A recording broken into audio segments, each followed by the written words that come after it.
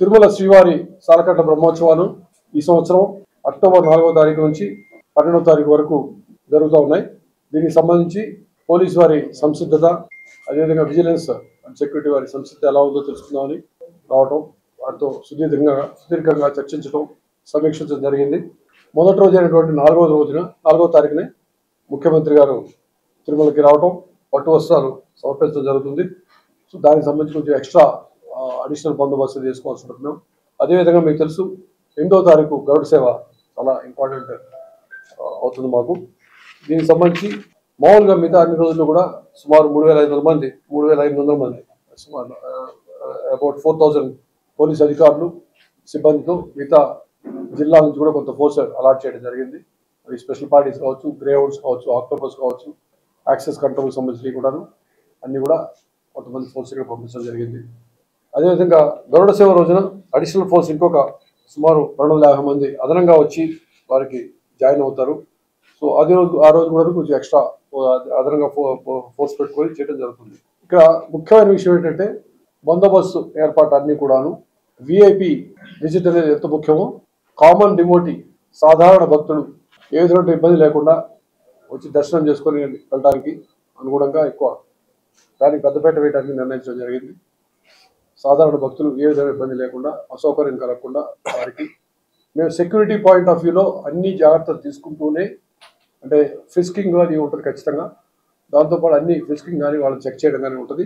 దాంతోపాటు వాళ్ళకి వీలైనంత తక్కువ సౌకర్యంతో మా సెక్యూరిటీ పాయింట్ ఆఫ్ వ్యూలో తక్కువ సౌకర్యం కలిగే విధంగా వారికి ముఖ్యంగా వాళ్ళు వచ్చేటువంటి ఆలోచన, వాళ్ళు వచ్చేటువంటి పర్పస్ సరిగ్గా సాల్వ్ అయ్యే విధంగా, వాళ్ళకి పర్పస్ అయ్యే విధంగా ఏ విధమైనటువంటి ఇబ్బంది లేకుండా వాళ్ళకి దర్శనం కలగాలని మేము మా ఎంటైర్ ప్లాన్ దానికి సంబంధించి ఉంటుంది. అదేవిధంగా సస్పెక్ట్స్ ఎవరైనా వచ్చి ఇక్కడ ఇంతకుముందు నేరస్తులు కానీ, దొంగతనాలు చేసే వాళ్ళు కానీ, ఇంకోటి కానీ జరగకుండా, అటువంటి ఇబ్బంది లేకుండా వారికి సేఫ్గా వచ్చి వెళ్ళిపోయే విధంగా అన్ని ప్రయత్నాలు చేస్తూ ఉంటాం.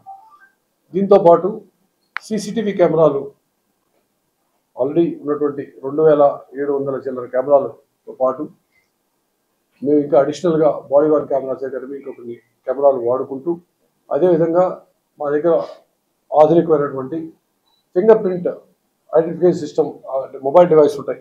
ఆ డివైసెస్ ద్వారా అంటే ఎవరైనా కనిపించగానే నీ పేరు ఏందా అంటే వాడు తప్పు పేరు చెప్తాడు, డీటెయిల్స్ చెప్తాడు. అది నమ్మేసి వదిలేస్తే can be problem for me.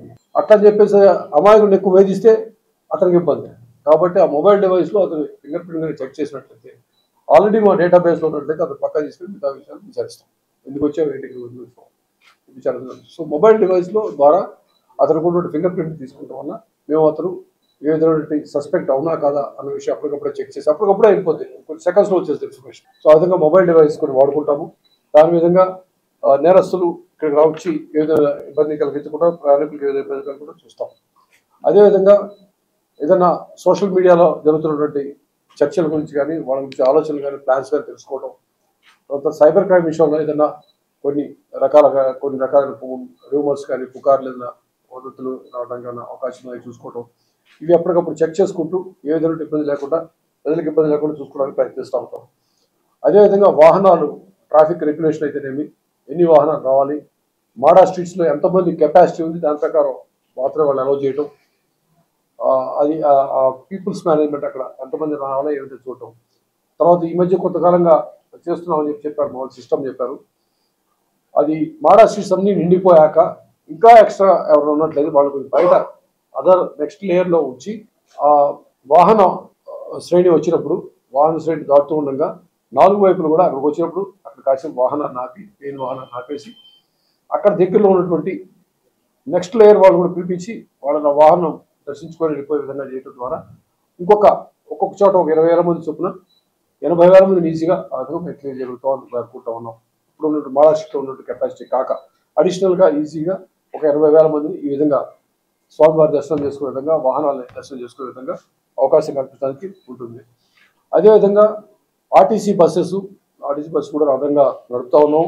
రోజు ఉండేటువంటి 404 బస్సులు అయితే అది కాకుండా యావరేజ్గా వాటిని మేము ఒక 1,450 ట్రిప్స్ రోజు నడపడానికి ప్రయత్నిస్తాము. మామూలుగా 2022లో బ్రహ్మోత్సవాలప్పుడు 79,000 మంది నార్మల్ ట్రిప్స్, తర్వాత గరుడ సేవ రోజు 1,74,000 మంది ప్రయాణికులకి మేము అవకాశం కల్పించాము 2022లో. ఈ సంవత్సరము ఖచ్చితంగాను మేము మామూలుగా అనుకుంటుంది అయితే ఒక అడిషనల్గా వేసిన బస్సుల ద్వారా 2,276 ట్రిప్స్ నడపడానికి అవకాశం ఉంది అనుకుంటా ఉన్నాము. 404 బస్సుల నుంచి రోజుకి 1,130 ట్రిప్పులు చేయటం జరుగుతుంది. అదేవిధంగా గరుడ సేవ రోజు మాత్రం 2,714 ట్రిప్పులు చేయడానికి మేము అన్ని విధాలుగా సంసిద్ధమై ఉన్నాము. ఆ రోజు 2,50,000 మందిని ప్రయాణికులు బస్సు ద్వారా చేసేటువంటి అవకాశం ఉందని చెప్పి అనుకుంటా ఉన్నాము.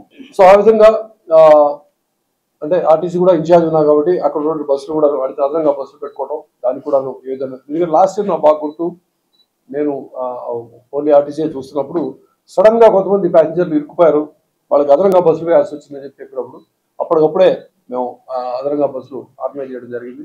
అటువంటి అవసరం అయితే కూడా దానికి దానికి సరిపడా బస్సులు దగ్గరలో డిపోలో పెట్టుకొని ఉంటాము. ఏదైనా అవసరం అయితే కూడా we'll be able to do that. So మా అప్పీల్లో ఏమిటంటే పోలీసు తరఫున ఉండేటువంటి సెక్యూరిటీ అరేంజ్మెంట్స్ అన్నీ చేస్తాము. తర్వాత ప్రయాణికులు భక్తుల యొక్క సేఫ్టీ గురించి ఆలోచించి అన్ని విధాలా చర్యలు తీసుకుంటాము. మళ్ళీ ఒకసారి చెప్తున్నాను, ఆర్టీసీ ఎండీగా చెప్తున్నాను, మా ఆర్టీసీ బస్సులో ప్రయాణించినట్లయితే ఖచ్చితంగా సేఫ్గా ఉంటుంది, సురక్షితమైన ప్రయాణం ఉంటుంది. అదేవిధంగా ఖచ్చితంగా ఏదైనా ఇబ్బంది లేకుండా శుభకరంగా ఉంటుంది. మళ్ళీ ఒకసారి తెలియజేస్తూ ఉన్నాను. ఆర్టీసీని కూడా ఆదరించండి. ఇది ఆర్టీసీ అనేది ప్రభుత్వ రంగ సంస్థ. దీని కనుక ఆదించినట్లయితే ఎక్కువ భాగం ప్రైవేట్ వెహికల్స్ ఎక్కువ వచ్చే అవసరం లేకుండా ఉంటుంది. ఒక ఆర్టీసీ బస్సు మీరు ఒక ఎలక్ట్రిక్ బస్సు మా ఎలక్ట్రిక్ బస్సులు ఉన్నాయి లేదా డీజిల్ బస్సులు ఏ బస్సు సప్తగిరి బస్సులు ఎక్కినట్లయితే మీరు అనేక మంది ప్రయాణికులు దాంట్లో రాగలుగుతారు. ఒక్కొక్కరు కార్లు వేసుకొని 2 వీలర్స్ వేసుకొని వచ్చే బదులు విధంగా వచ్చినట్లయితే అది కూడా బాగుంటుందని చెప్పి తెలియజేస్తున్నాం. ఏ విధమైనటువంటి అదనపు ఛార్జీలు ఉండవు పండుగ సమయాల్లో ఇక్కడ కానీ, అదేవిధంగా దసరాకి సంబంధించి కానీ అదనపు ఛార్జీలు ఉండవు. సో ఆర్టీసీని ఆదరించవలసింది ఒకసారి. ఆర్టీసీ సంబంధించి దసరా సంబంధించి కూడాను అదనపు బస్సులే ఉన్నాయి. మీకు నిన్ననే ప్రెస్ రిలీజ్ ఇవ్వడం జరిగింది. అదనంగా బస్సులు వేయడం ద్వారా మొత్తం 6,100 బస్సులు దసరాకి నడుపుతా ఉన్నాము. ఎప్పట్లానే ఈసారి కూడాను అదనపు ఛార్జీలు ఉండవు. దయచేసి మీరు పబ్లిక్ ట్రాన్స్పోర్ట్ని ఎంకరేజ్ చేయండి, ఆర్టీసీని ఆదరించండి అని చెప్పి ఒకసారి కోరుకుంటూ, ఈ విధంగా బ్రహ్మోత్సవాలకు సంబంధించి పోలీస్ సెక్యూరిటీ అరేంజ్మెంట్స్ విషయంలో మాత్రం ఏ విధమైనటువంటి మాకేం పెద్ద గ్యాప్స్ కనపడలేదు. చిన్న ఏమైనా ఉంటే ఎలా చేయాలో కూడా ఆలోచించాం. ఎందుకంటే 2,800 సుమారు సీసీటీవీ కెమెరాస్ ఉన్నప్పుడు దాన్ని కమాండ్ అండ్ కంట్రోల్ సెంటర్లో చూడటం ఎట్లాగా, దానికి ఏదైనా అడిషనల్గా వీడియో అనలిటిక్స్ పెట్టుకున్నట్లయితే ఎలా ఉంటుంది ఆలోచిస్తాం. వీలైతే ఈ 2-3 రోజులు అన్న అవకాశం ఉంటే సాఫ్ట్వేర్ కంపెనీ వాళ్ళు అడుగుతాము. లేని పక్షంలో దాన్ని ఖచ్చితంగా ఇంప్లిమెంట్ చేయడం ద్వారా అదనంగా అధునాతన టెక్నాలజీని వాడుకోవడం ద్వారా మేము ఇంకాస్త మెరుగైన సేవలు అందించడానికి ప్రయత్నిస్తామని తెలియజేసుకుంటాం.